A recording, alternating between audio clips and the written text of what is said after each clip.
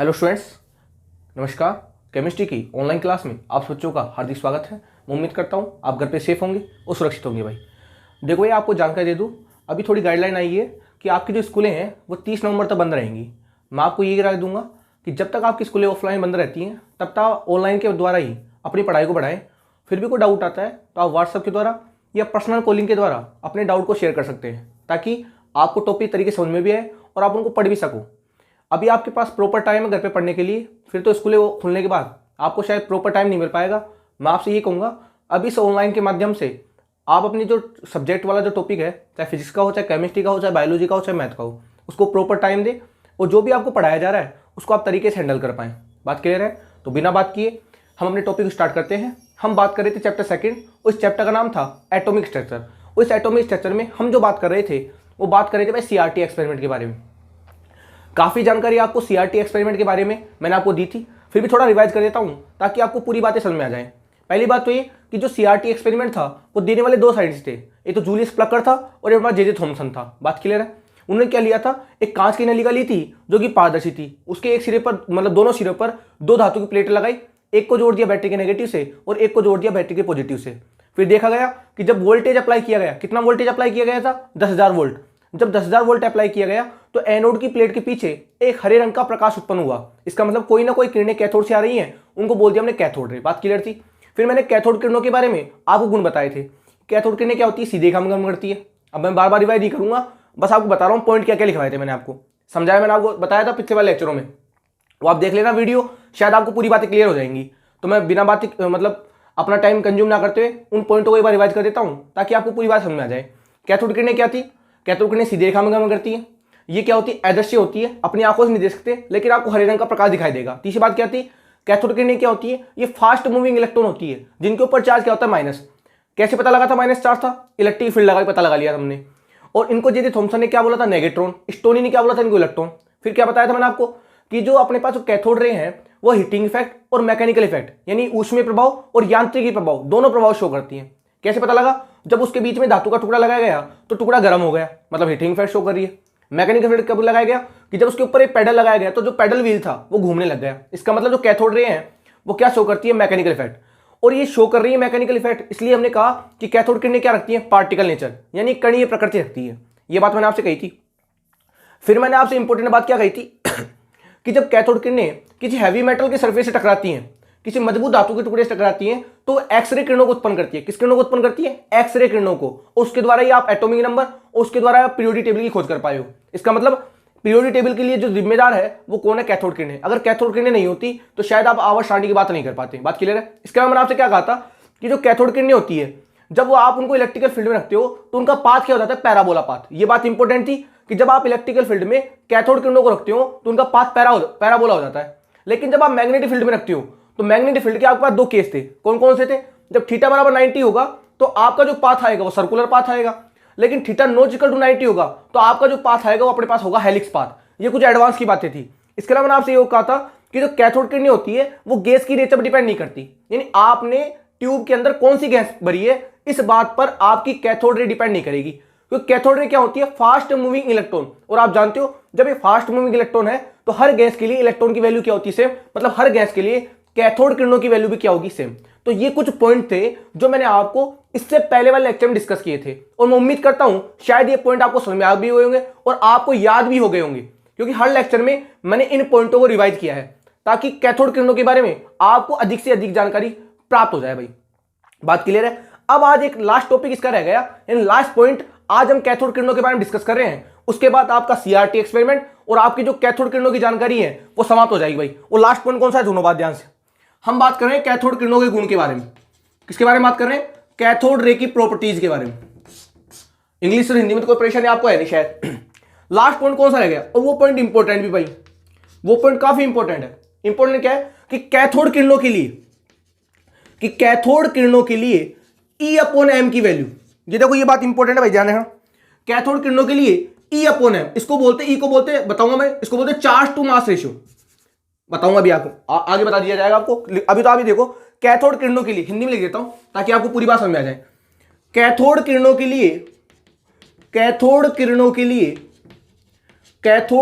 लिए E upon M का मान, ये E अपॉन एम क्या है अब मैं डिस्कस करूंगा आपके साथ।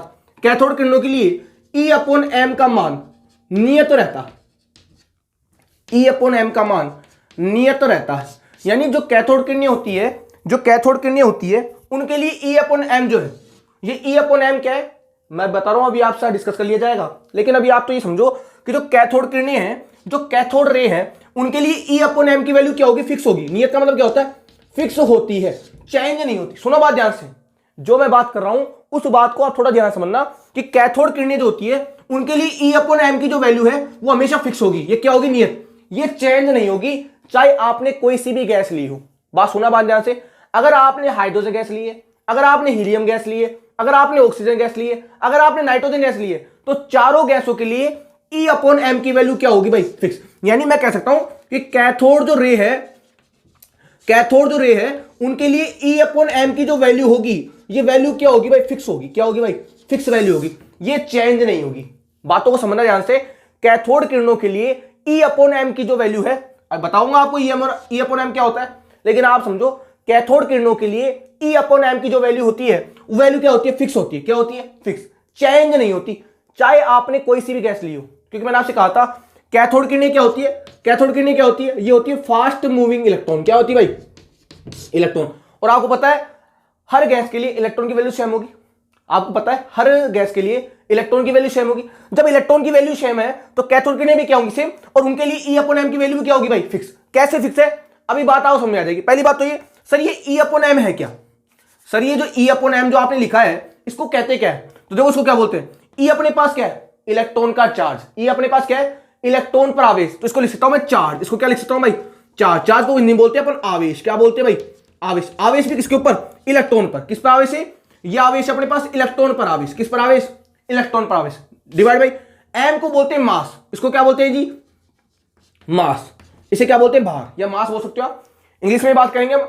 इसको बोलते हैं चार्ज, इसको बोलते हैं मास। चार्ज टू मास रेशो, इसको बोलते हैं चार्ज अपॉन मास रेशो। अरे अनुपात ही तो है, चार्ज और मास का क्या है बटे में क्या बोलते हैं, अनुपात। इसको बोलते हैं चार्ज टू मास रेशो। इसे क्या बोलते हैं, चार्ज टू मास रेशो। यानी ये आवेश का और भार का क्या है, अनुपात। किसके आवेश और भार का, इलेक्ट्रॉन के आवेश और इलेक्ट्रॉन के भार का क्या है, अनुपात। कौन, E अपॉन एम।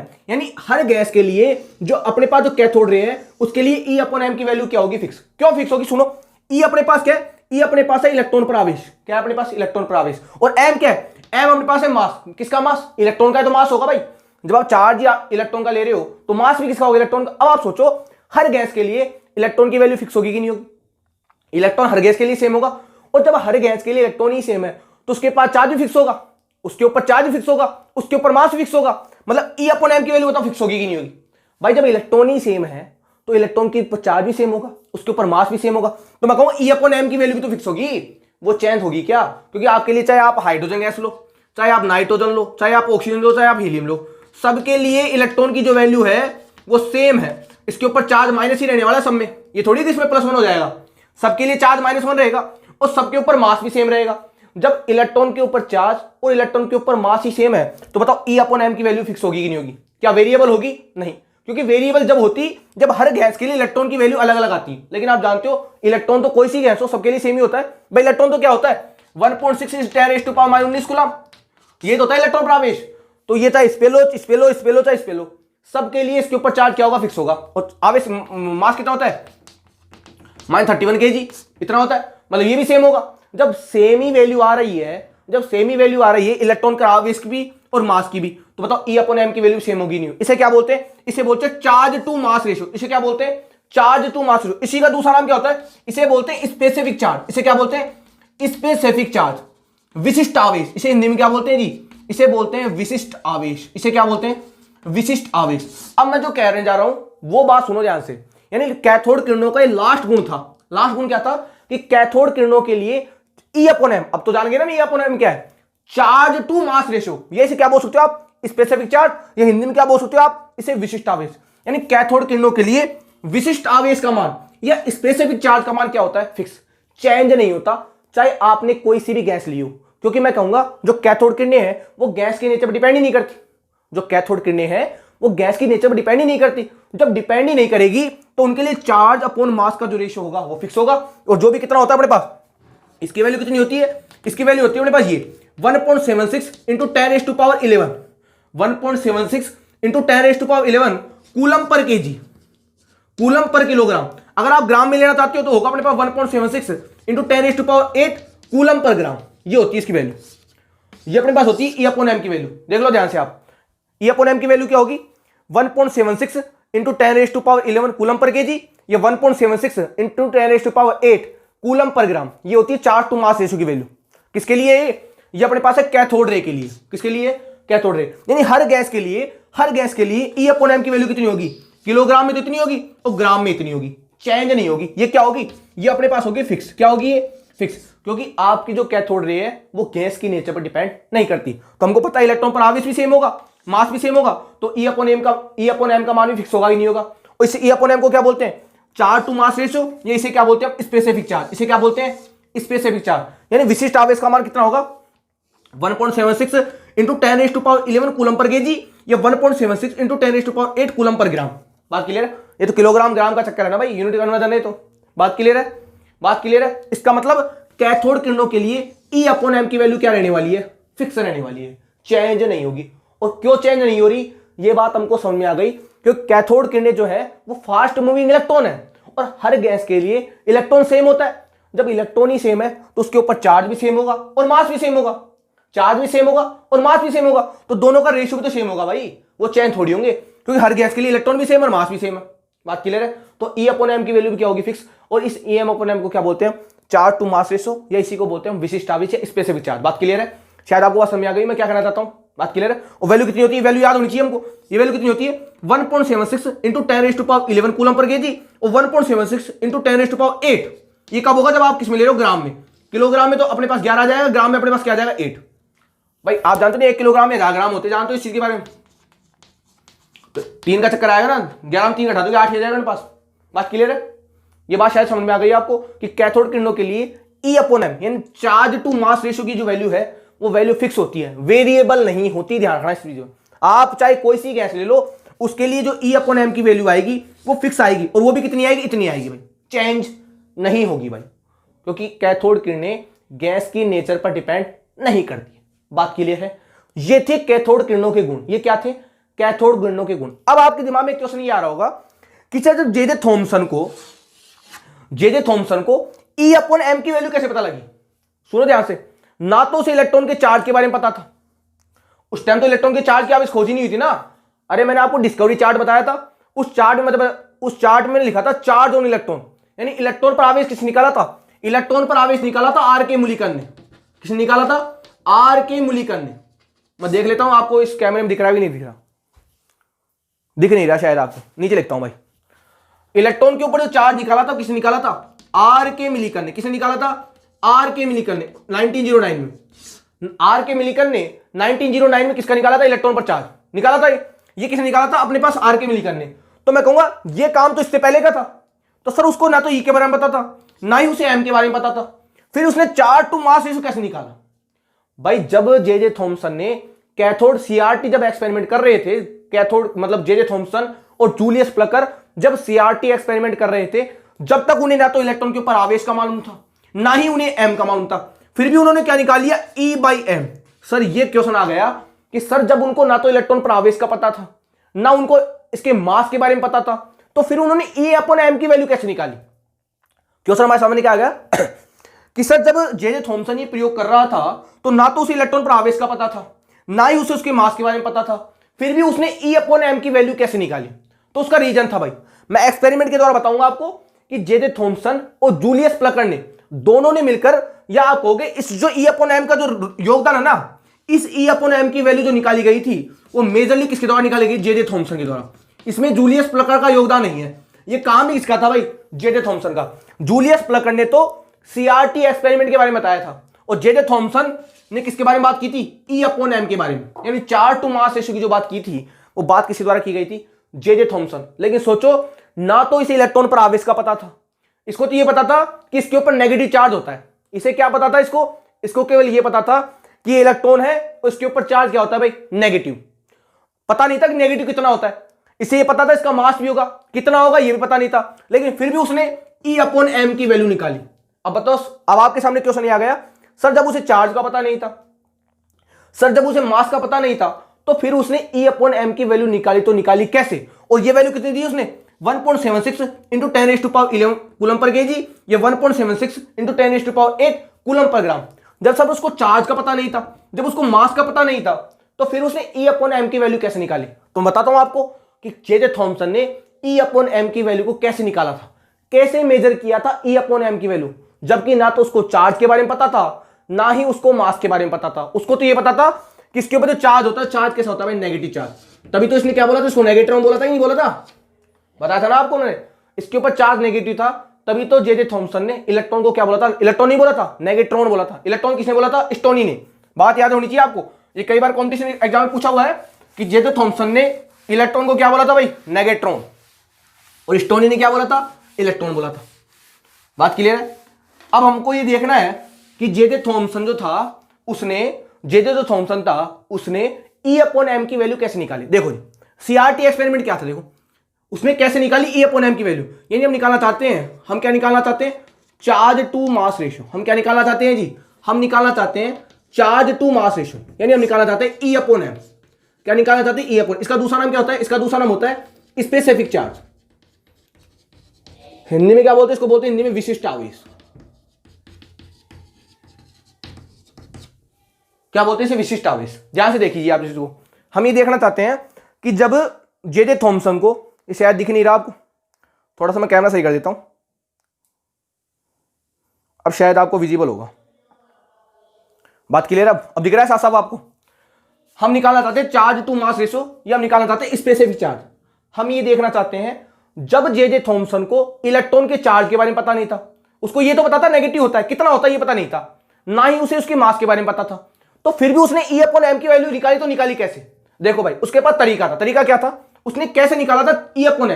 मैं वो आपको प्रैक्टिकल बता रहा हूं, और ये प्रैक्टिकल आपको बुकों में नहीं मिलेगा, फिर मैं बता रहा हूं आपको कि उसने जे थॉमसन ने E/m की वैल्यू या स्पेसिफिक जो चार्ज है उसकी वैल्यू कैसे निकाली। देखो जी, यहां से देखना है चीज को। उसके पास क्या था? यहां पर तो थी अपने पास कैथोड की प्लेट, CRT एक्सपेरिमेंट ये तो था, और यहां पर ली उसने एनोड की प्लेट।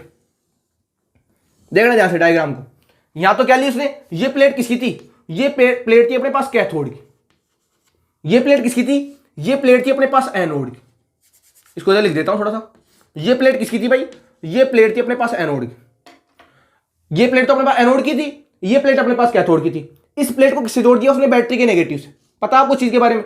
इस प्लेट को किसने जोड़ दिया उसने? बैटरी के नेगेटिव से। और इस जो एनोड की प्लेट थी, इस प्लेट के बीच में एक छोटा सा होल कर दिया।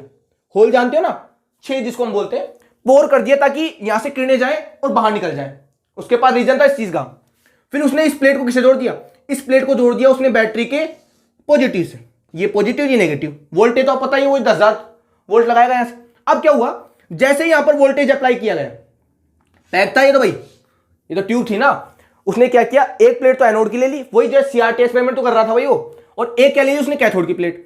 कैथोड को जोड़ दिया नेगेटिव से, एनोड को जोड़ दिया बैटरी के पॉजिटिव से। अब क्या किया उसने?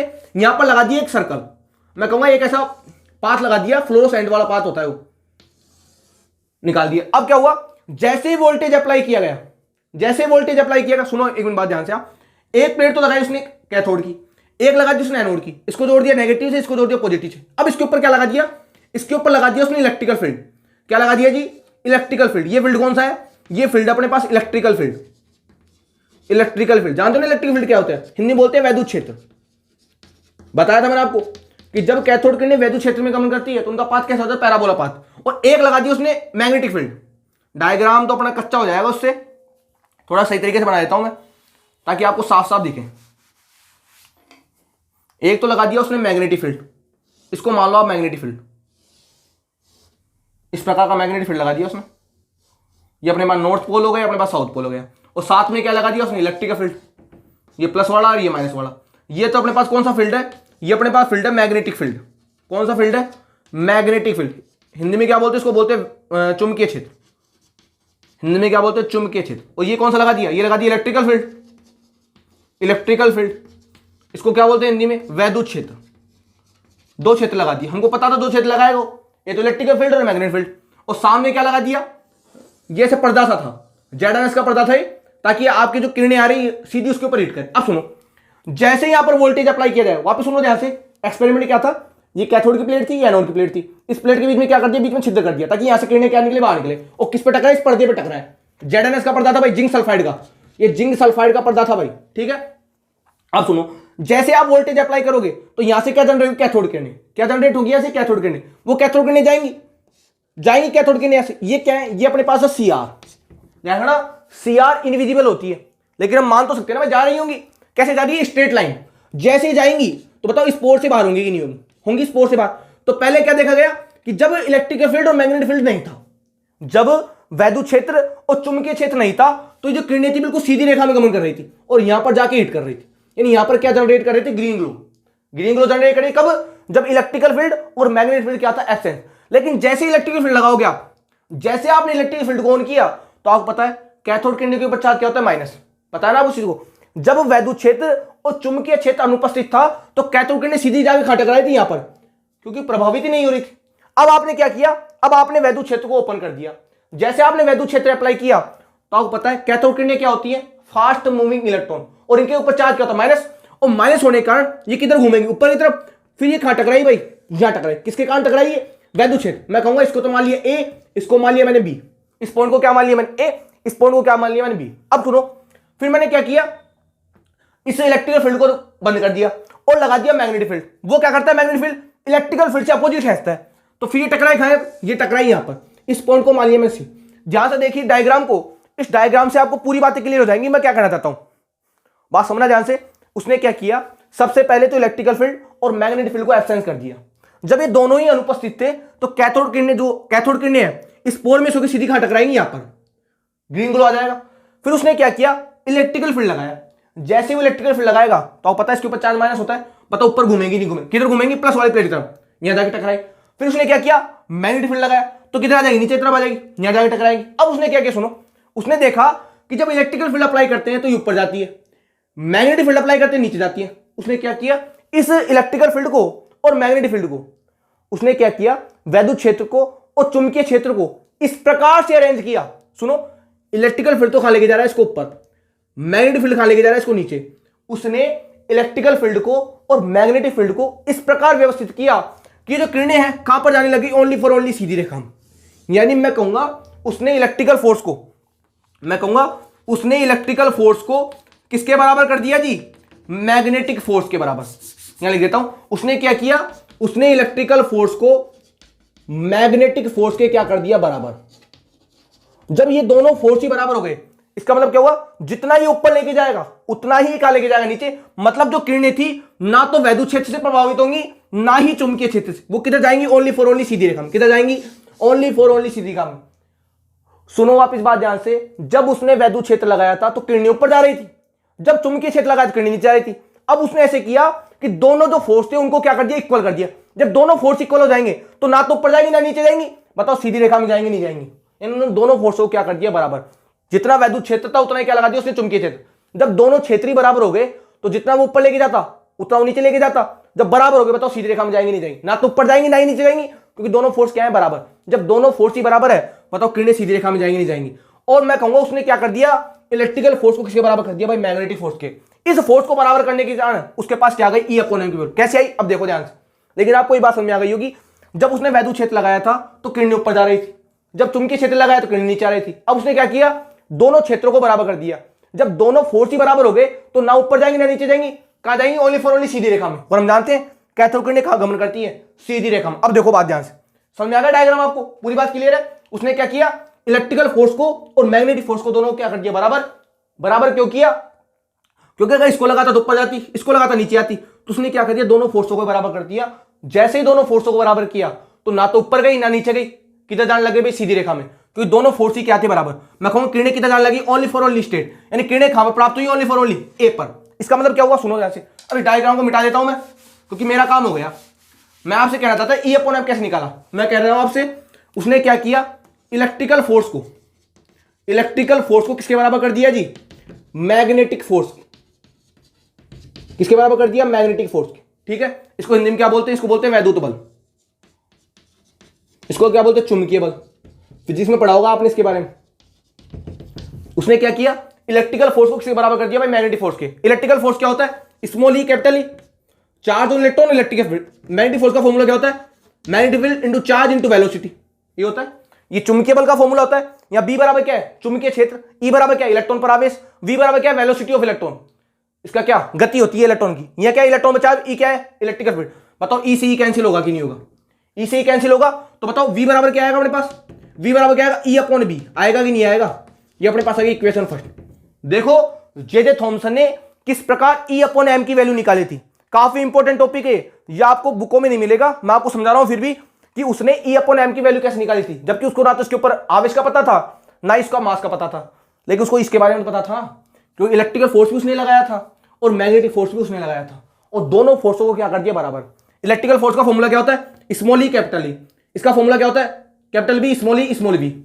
यहाँ ई बराबर क्या है, इलेक्ट्रॉन प्रवेश, ये क्या है इलेक्ट्रिकल फील्ड, ये क्या है मैग्नेटिक फील्ड, इलेक्ट्रॉन प्रवेश, वी क्या है वेलोसिटी।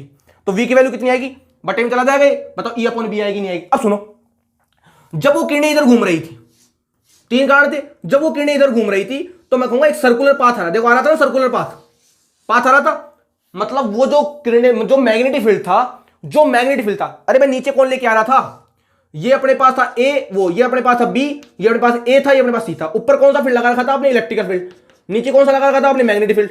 यानी आपका जो मैग्नेटिक फील्ड था वो किधर लेके आ रहा था, इसको नीचे, मतलब वो पाथ को कैसे कर रहा था, वो पाथ को रहा सर्कुलर। इसका मतलब आपका जो मैग्नेटिक फील्ड था वो उसे प्रोवाइड कर रहा था सेंट्रीपिटल फोर्स। कौन सा फोर्स, सेंट्रीपिटल फोर्स। इसका मतलब मैग्नेटिक फोर्स किसके बराबर हो गया, m v square upon r के, किसके बराबर हो गया, m v square upon r, centripetal force होता है ना भाई। ये भाई आपका जो मैग्नेटिक फील्ड था वो इसको नीचे लेके आ रहा था, मतलब उसको कैसे लेके आया, वर्ताकार, और वर्ताकार का जो फॉर्मूला होता है अपने पास होता है m v square upon r. पढ़ोगे आप ही, आगे जाके पढ़ोगे, बताओ वी से वी कैंसिल होगा कि नहीं होगा, हो जाएगा।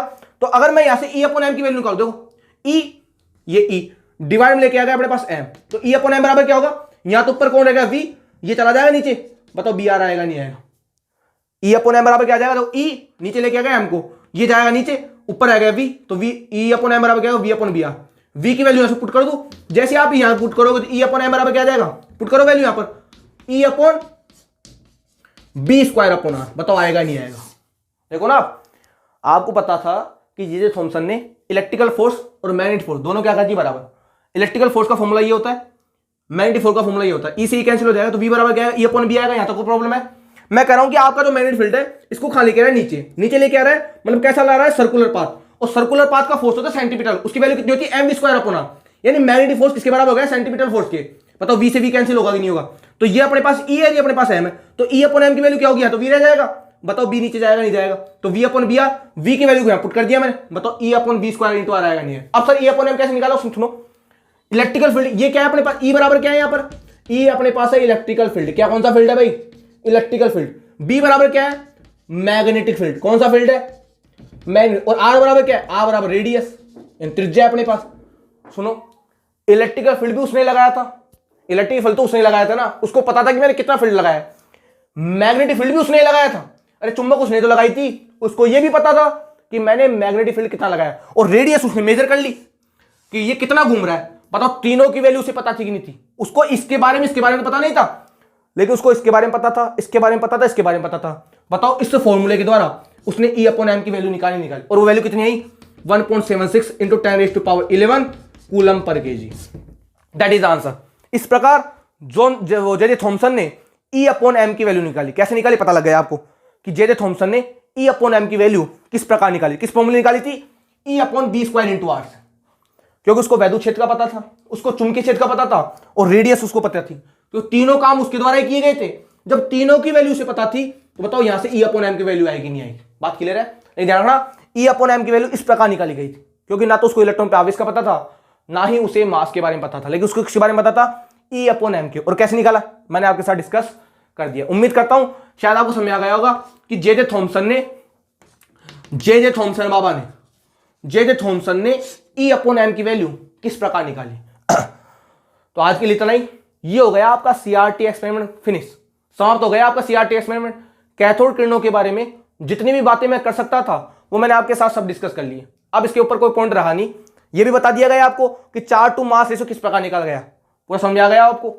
अब हम बात करेंगे डिस्कवरी ऑफ प्रोटॉन, यानी गोल्ड स्टीन के द्वारा प्रयोग किया गया था, वो कैसे किया गया था, यानी हम बात करेंगे अब एनोड रे की। ये तो कैथोड रे हो गई, अब हम किसकी बात करेंगे, एनोड रे, वो बात करेंगे हम इससे अगले वाले लेक्चर में। आज के लिए इतना ही, धन्यवाद।